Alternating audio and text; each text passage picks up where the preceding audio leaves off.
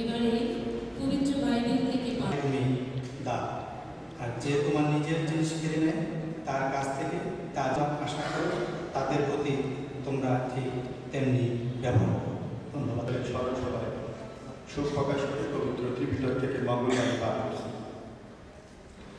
নমো গুরুরহ্মে সম্মা সম্বুদ্ধস্য নমো তস্য ভগবতো অরহতো সম্মা সম্বুদ্ধে শম্ভু শুভম সব্বে সত্যামৃতসন্তি মরিমহিকায়।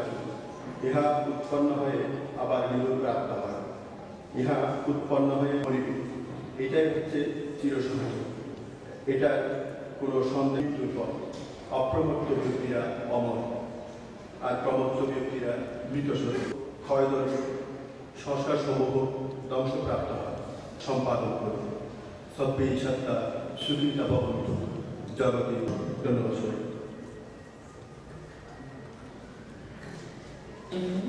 আপনাদের সবাইকে বিনীত অনুরোধ জানাচ্ছি।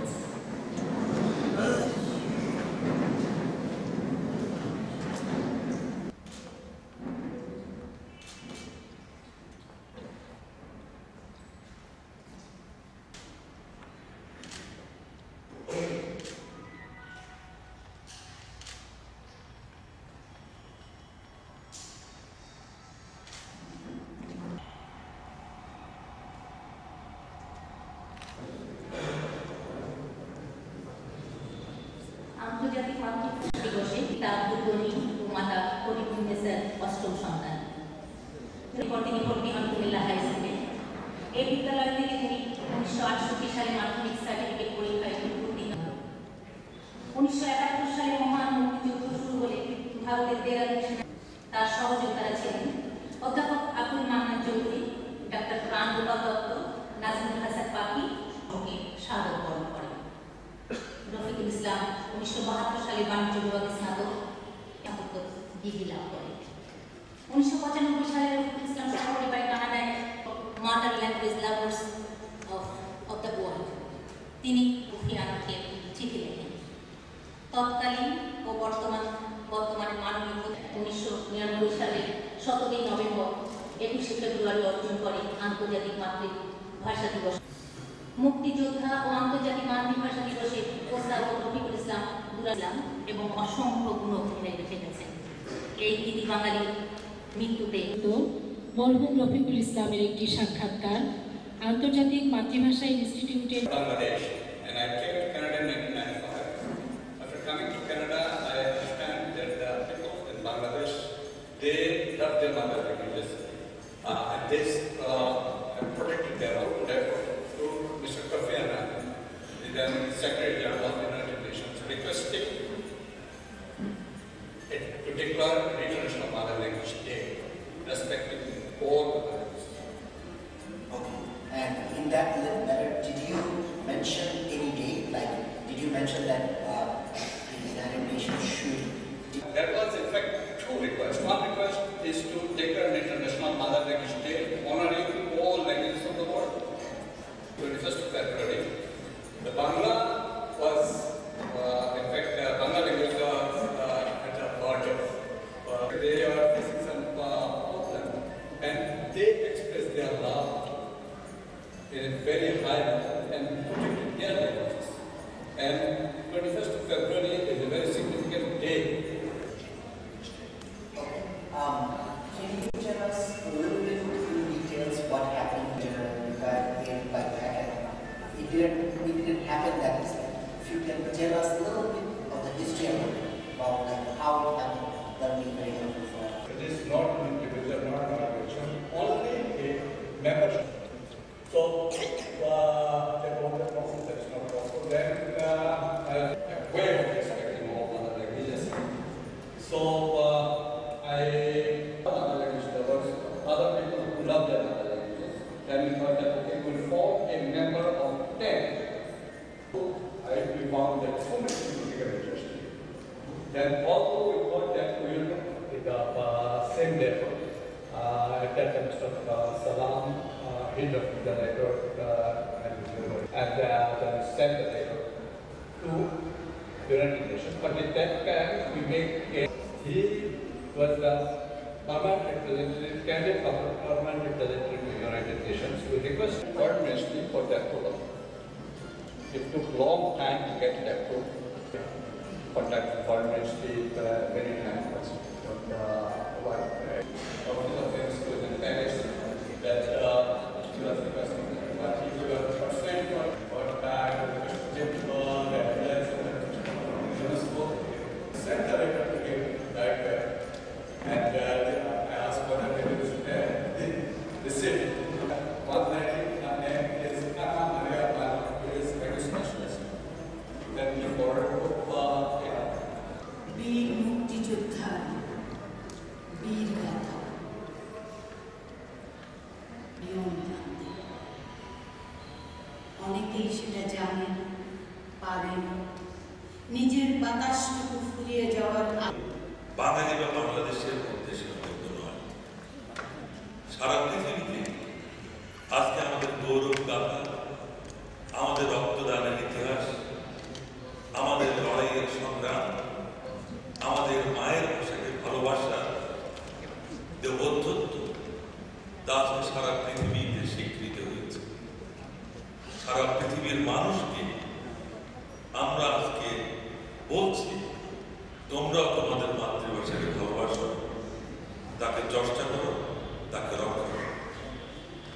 এবং এই যে বিশাল অর্জন, এর পিছনে যেমনিভাবে বাংলার ভাষা দেওয়া 3 বছরের মধ্যে তিনি এই বাংলা ভাষাকে তার জন্য তিনি উদ্যোগ গ্রহণ করেছিলেন। এবং আমরা দেখেছি 1998 সালে 9 জানুয়ারি চিঠি দিয়েছিলেন 21 ফেব্রুয়ারিকে আন্তর্জাতিক, যে তার পরবর্তী পর্যায়ে জাতিসংঘ, ইউনেস্কো এবং আমি মনে করি যে আমরা যদি কিছু জিনিস ওনার ফলো করি বা কিছু জিনিসকে যদি আমরা ধরে রাখতে পারি, উনি খুব রেসপেক্ট করতেন। এখানে কথা হয়েছে আমরা বাংলা ভাষার জন্য কথা বলছি, কিন্তু উনি একটা কথা ভালো বলতেন যে আমরা এই বাংলাতে যে অর্জন করেছি, আমাদের বাঙালিদের সংখ্যা অধিক হওয়ার ফলে আমরা কখনো একটা মাত্র বাংলা ভাষায় একমাত্র রাষ্ট্রভাষাকে আমরা চাই না।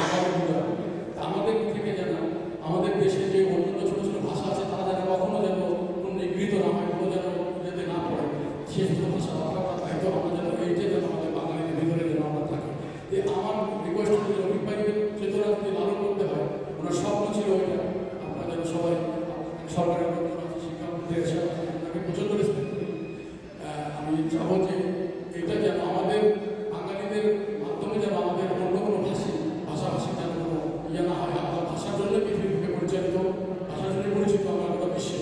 কাজে আজকে রফিক ভাইকে আমরা স্মরণ করছি, শ্রদ্ধা করছি, তাদের তখনই শ্রদ্ধা করা হবে যদি আমরা এটা লালন করতে পারি যে বাংলা ভাষার মাধ্যমে অন্য কোনো ভাষা যেন কোনোরকম শোষিত বা নির্যাতিত না হয়। ধন্যবাদ। এবার বিশ্বব্যাপী প্রতিষ্ঠান প্রধানমন্ত্রী গড়ে তুলেছেন আন্তর্জাতিক মাতৃভাষা ইনস্টিটিউট। আমার বিশ্বাস সারা বিশ্বের ভাষা রক্ষা করবে। সমান তার প্রতি, এবং আমি সংক্ষেপে শুধু এটুকুই বলবো যে তিনি এমন একজন ব্যক্তিত্ব যিনি 2 বার জীবনে তার জীবনকে বাজি রেখে দেশের জন্য কিছু করেছেন। প্রথমত তিনি দেশকে পরাধীনতার শৃঙ্খল থেকে মুক্ত করেছেন একজন বীর মুক্তিযোদ্ধা। দ্বিতীয়ত বাংলা ভাষার আন্দোলন গড়ে উঠেছিল 52-তে, তাকে ধারণ করেছেন সারা জীবন। আর তাই আমাদের বাংলা ভাষাকে তিনি আন্তর্জাতিকভাবে তিনি প্রতিষ্ঠিত করে গেছেন। আমি বললাম আমি তাহলে হাসপাতালে আসি, বললেন আসেন। আমি আমার ছেলেকে বললাম তুমি আজকে অফিস থেকে ছুটি নাও, আমি ওনাকে দেখতে যাব। তাকে দেখে যদি না আমি 29 তারিখে আমার ফিরে আসার কথা, তাহলে হয়তো আমার তার সঙ্গে দেখা হবে না। আমার ছেলে আমার কথা মানল, নিয়ে নিল হসপিটালে। আমি জিজ্ঞেস করলাম কেমন আছেন? উনি বললেন বোন ম্যাডাম নিয়ে বেঁচে আছে। আমরা জানতাম তার বোন বাংলাদেশ থেকে গিয়েছিলেন, তাকে বোন ম্যাডাম দিয়েছিলেন। ভাই বোনেরও কিন্তু সম্পর্ককে তিনি এত গভীর নিষ্ঠায় শ্রদ্ধায় সকল করলেন, যেটা আমার কাছে খুবই কষ্টদায়ক, বেদনাদায়ক মনে হয়েছিল। তার মুখ দেখে আমি বুঝতে পারছিলাম তিনি ভালো নেই। অনেক কথা বললেন,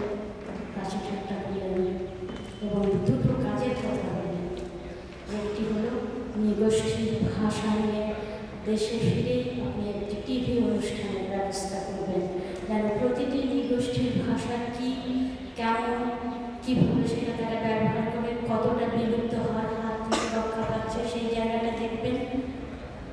আর এটি হলো বাংলা বর্ণমালাটাকে পরিবর্তন করতে যাওয়ার কিছুদিন আগে তিনি প্রায় ফোন করতেন আমাকে এবং অনেকক্ষণ কথা বলতেন। আমি ভয় পেতাম যে এত কথা বলছে, কত বিল উঠছে, কি জানি কি হচ্ছে, কিন্তু উনি থামতেন না। তা বোঝা যেত যে তার একটা আকুলতা ছিল, সেই আকুল কোনো এক সময় সম্ভবপর হতো, কিন্তু এভাবে এমন এক রাজস্বিক অভ্যুদয় আমরা প্রত্যক্ষ করতে পারতাম না। আর বাংলাদেশের অভ্যুদয়ে যে ভাষা সংস্কৃতির যে বিজয়, দ্বিজাতি তত্ত্বের যে বিভাজন, ধর্মভিত্তিক জাতিসত্তার যে বিভাজন, সেটা অতিক্রম করে ভাষাভিত্তিক জাতীয়তা, যেই জাতীয়তা মিলনের আহ্বান জানায়, যেই জাতীয়তা জাতির সকল মানুষকে সমানভাবে বিচার করে। এবং আমাদের 21শে ফেব্রুয়ারির আরেকটি বিশেষ বৈশিষ্ট্য ছিল, পাকিস্তানের 56% জনগণের মাতৃভাষা ছিল বাংলা, এবং বাংলাকে রাষ্ট্রভাষা করার যে দাবি, সেই দাবির উচ্চারিত হয়েছিল যে উর্দুর পাশাপাশি বাংলাকে রাষ্ট্রভাষা করা হোক। যদি পাকিস্তানের কোনো অংশের জনগণ উর্দুকে রাষ্ট্রভাষা করতে চায়, কোনো সংখ্যাধিক্যের জোরে তার অস্বীকার করা হয়নি। অর্থাৎ আমার যে জাতীয়তা বোধ 21শে ফেব্রুয়ারিতে বিকশিত হয়েছিল, এই জাতীয়তা কোনো উগ্র জাতীয়তা ছিল না। এই জাতীয়তা নিজের স্বকীয়তাকে যেমন মেলে ধরে, তেমনি অপরের অধিকারকেও সম্মান করে। এবং এই জাতি নানা দেশে মহাদেশে নানাভাবে বিকশিত হচ্ছে, এবং এই জাতিসত্তার মূল হচ্ছে তার সংস্কৃতি, আর এই সংস্কৃতির যে বন্ধন সেটা হচ্ছে তার ভাষা। এবং এই ভাষাভিত্তিক জাতিসত্তাকে যে সম্মান দেওয়া হয়েছে, আজকে বিশ্বায়নের যুগে যখন বিভিন্ন দেশের বিভিন্ন সংস্কৃতিকে মুছে ফেলার চেষ্টা হচ্ছে, নানাভাবে সংস্কৃতির উপর একটা কর্তৃত্ববান সংস্কৃতির আগ্রাসন পরিচালিত হচ্ছে, তখন এই ভাষাভিত্তিক জাতীয়তার গুরুত্ব আরও বৃদ্ধি পেয়েছে। আর যে কথাটি বারবারই বলা হয়েছে যে 6000-এর অধিক ভাষা পৃথিবীতে রয়েছে, মাতৃভাষা, এবং ক্রমেই এই ভাষার অনেক ভাষার বিলুপ্তি ঘটছে, এবং বলা হয় যে 20 থেকে 25টি ভাষা প্রতি বছর এই ভাষার মৃত্যু হচ্ছে। এবং একটি ভাষার যখন মৃত্যু হয়, যে সেই ভাষায় শেষ যিনি বক্তা ছিলেন বা শেষ যিনি এই ভাষায় কথা বলতে পারতেন, তার মৃত্যুর সঙ্গে সেই ভাষাটাও পৃথিবী থেকে হারিয়ে যায়। আমরা হয়তো মনে করতে পারি যে এটা একটা ক্ষুদ্র নৃগোষ্ঠীর, ক্ষুদ্র ভাষাগোষ্ঠীর। এবং এই স্বীকৃতির পেছনে জনাব রফিকুল ইসলাম, জনাব আব্দুল সালাম এবং আরও অনেকেই যারা পৃথিবীর সকল ভাষাকে ভালোবেসে কাজ করেছেন, তাদের একটা বিশাল বিপুল ভূমিকা আছে। এবং এই সম্পর্কে ইতিমধ্যে বলা হয়েছে, আপনারা মোটামুটিভাবে সকলেই এই ইতিহাস সম্পর্কে জানেন। দীর্ঘ আলোচনা হয়েছে, মাননীয় মন্ত্রী কথা বলবেন, আমি সেজন্য বিস্তারিত আলোচনার ভেতরে যাব না, আমি শুধু কয়েকটি বিষয় একটু বলতে চাই। ইতিমধ্যে মফিক ভাই নিজে বলেছেন এবং সেলিনা আপাও বলেছেন যে তার প্রতি আমাদের গভীর শ্রদ্ধা নিবেদন করছি, আমাদের সকল শ্রদ্ধা এবং সম্মান জানাচ্ছি। আপনারা ইতিমধ্যেই শুনেছেন বা যে উদ্যোগ নিয়েছিলেন, সেখানকারই তাদের একজন সহকর্মী এখানে বক্তব্য রেখেছেন। তো যারা উদ্যোগী ছিলেন তাদের মধ্যে দুজনের নাম এইমাত্র আমাদের সচিব বললেন, যে একজনের নাম রফিকুল ইসলাম আর একজনের নাম আব্দুল সালাম। তাদের এই দুজনের নামেই আমাদের 52 সালের ভাষা আন্দোলন দুজন শহীদ ছিলেন। এটা একটা মিল আমাদের কাছে একটা বেশ আশ্চর্যের বিষয় যে এটা একটা মিল ঘটেছে। আরেকটা মিল দেখেন, আমরা এই নভেম্বর মাসের 17 তারিখে আমাদের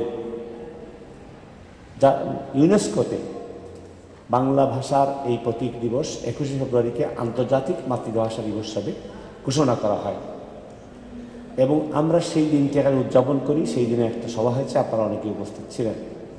আবার এই এপ্রিল মাসেই রফিকুল ইসলাম তিনি আমাদের ছেড়ে চলে গেলেন, এবং এই মাসে আমরা আবারও এইখানে সমবেত হয়েছি তার প্রতি শ্রদ্ধা জানানোর জন্য, তাকে স্মরণ করবার জন্য। তো এই সম্পর্কে অনেক কথা হয়েছে এবং আরও অনেক কথা বলা সম্ভব। আমি বেশি কথা বলে আপনাদের আর কষ্ট দেব না বা ধৈর্যচ্যুতি। আন্দোলন, লড়াই, সংগ্রাম হয়েছে এবং যে জন্য আমাদের অনেক মানুষ শহীদ হয়েছেন, অনেকে নানাভাবে নির্যাতিত হয়েছেন, সেইটি আমাদের এখন গৌরবের বিষয় হয়ে দাঁড়িয়েছে এবং আমরা সেই সংগ্রামে, সেই লড়াইতে বিজয়ী হয়েছি এবং সেই বিজয়টা আজকে বিশ্ব পরিসরে ছড়িয়ে পড়েছে। সেই দিনের পটভূমি আপনারা জানেন এবং এখানেও শুনেছেন যে সেই সময় পাকিস্তান প্রতিষ্ঠার পর উর্দুকে একমাত্র রাষ্ট্রভাষা করা হয়েছিল এবং আমরা ছিলাম শতকরা 56 জন বাঙালি, কিন্তু এই বাংলা ভাষা অধিকাংশ মানুষের ভাষা হওয়া সত্ত্বেও সেটি এই মর্যাদা পায়নি। এটা কিন্তু শেষ কথা নয়। তখন পাকিস্তানে এখনও অনেকগুলো জাতি আছে, কিন্তু বড় জাতি হিসাবে আরও 4টি জাতি ছিল পাকিস্তানে: পাঞ্জাবি, বেলুচ, সিং এবং পাঠান। যদি বড় জাতিগুলোর মধ্যে কোনো একটা ভাষা বেছে নেওয়া হতো, তার একটা যৌক্তিকতা পাওয়া যেত। দেখেন, বড় কোনো জাতি, বাঙালি, পাঞ্জাবি, সিং কিংবা বেলুচ, পাঠান, কোনো ভাষাকে কিন্তু পাকিস্তানের রাষ্ট্রভাষা হিসেবে বাছাই করা হয়নি। হয়েছে আরও একটা ভাষাকে, যা কোনো জাতির ভাষা, পাকিস্তানের কোনো জাতির ভাষা ছিল না। এইটি যারা সমস্ত ভারত থেকে এই পাকিস্তান সৃষ্টির পরে যারা নেতৃত্ব নিয়ে পাকিস্তানে এসে বসলেন, তারা এই ভাষাটাকে এখানে আমাদের সকলের উপর চাপিয়ে দিলেন। শুধু বাঙালির উপর নয়, বাঙালি অগ্রসর ছিল, সচেতন ছিল, আমাদের সংখ্যা, আমাদের ঐতিহ্য সব মিলিয়ে আমরা লড়াই করতে পেরেছিলাম, কিন্তু অন্য জাতিগুলো পারেনি। কিন্তু সব জাতিকেই বঞ্চিত করে এই উর্দু ভাষা করার পেছনে যে উদ্দেশ্যটা ছিল, সেটি ছিল যে এই পাকিস্তানের সকল জাতির ভাষা, সাহিত্য, সংস্কৃতিকে বিলুপ্ত করে দেওয়া এবং তার উপর পাকিস্তানি শাসন চাপিয়ে দেওয়ার জন্য একটা সহজ পথ অনুসরণ করা। কিন্তু বাঙালি জাতির সেই দিনের সংগ্রামে সেটি তারা সফল হতে পারেনি, বরং আমরা সফল হয়েছি। আমাদের দাবি ছিল যে অন্যতম রাষ্ট্রভাষা করা। এখানে বাঙালি জাতির একটা উদারতা এবং সঠিক দৃষ্টিভঙ্গি প্রকাশিত হয় যে আমরা শুধুমাত্র বাংলাকে নয়, আমরা অন্যান্য ভাষাকেও মর্যাদা দিয়েছি। এবং এটা উর্দুর প্রতি কোনো বড় কথা নয়, কারণ উর্দু তো কোনো জাতিরই ভাষা ছিল না। আমরা সেই সময় পাঞ্জাবি, সিং, বেলুচ, পাঠান ইত্যাদি যত ভাষাভাষী মানুষ আছে, সব ভাষাগুলোর প্রতি দৃষ্টিভঙ্গি রেখেই আমরা বলেছিলাম as the secretary general of the United Nations two declare 21 February as International Mother Language Day. This great declaration will not only demonstrate an international respect and dignity to all mother languages but of all of the world, but will also show an honor to them who have sacrificed their life for the right, respect and dignity of mother language. তিনি সেইখানে সব মাতৃভাষার দৃষ্টিভঙ্গি নিয়েই সেটা বলেছিলেন যে 21 ফেব্রুয়ারি মাতৃভাষার জন্য জীবন দিয়েছে এবং সেই ঐতিহ্যটাকে ধারণ করে যেন করা হয়। সাহিত্য, সংস্কৃতি, ভাষা এগুলোকে রক্ষার একটা সুযোগ এই আন্তর্জাতিক মাতৃভাষা দিবস করে দিয়েছে। আপনারা সকলেই এখানে শুনেছেন এবং সকলের জানা যে আমার কিছু সাহিত্য আছে, সেগুলো আমরা তৈরি করে এবছর থেকে পড়তে দিচ্ছি এবং সেটা আমাদের জন্য বেশ কঠিন কাজ। শিশুরা যখন প্রথম স্কুলে আসে, মায়ের কুল থেকেই আসে, এর বাইরে সে বিশেষ কিছু জগৎ সম্পর্কে তার ধারণা নেই। তো যদি আমি তার ভাষা না জানি, তাহলে তার সাথে আমার কমিউনিকেশনের সুযোগ হচ্ছে না, যার জন্য আমরা সেই ভাষার শিক্ষক সংগ্রহ করা এটা খুবই বড় সমস্যা। এবং অনেক জায়গায় এই ধরনের ছোটো জাতিগোষ্ঠীর মানুষ বসবাস করেন, যেখানে খুবই কম মানুষ থাকেন, দূরে দূরাঞ্চলে থাকেন, সবাইকে একত্র করা একটা বড় কঠিন কাজ। আমরা সেই কাজটা শুরু করেছি, আমরা তার প্রস্তুতি শুরু করেছি। আমরা আশা করি আমরা প্রথমে বাংলাদেশেই আমরা সব ভাষার, সব মানুষের এই যে স্বীকৃতি এবং তার সুযোগ, তার বিকাশের, তার লেখাপড়া করবার, এগুলো আমরা করে দেওয়ার কাজটা শুরু